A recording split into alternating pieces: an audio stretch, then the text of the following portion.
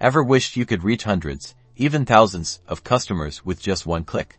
Today, we're unlocking that superpower with Messagebird's bulk SMS feature. First, let's organize our recipients. Head over to the Contacts section, often labeled Audiences here.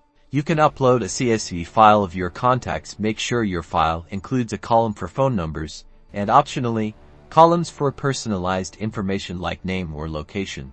During the upload process, Messagebird will ask you to map the columns in your CSV to the appropriate fields in your Messagebird account. This ensures that the platform correctly identifies phone numbers and custom data, like recipient names. Now that our contacts are in place, let's craft our message. Navigate to the Campaigns or SMS Campaigns section and click the Create New button. You might have other options too, such as Flow Builder.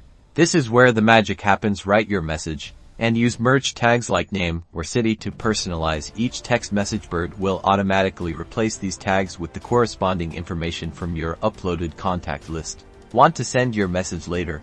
Messagebird lets you schedule your campaign for optimal impact. Choose the date and time you want your message to go out, ensuring it hits your audience when they're most receptive. Finally, after sending, track your results.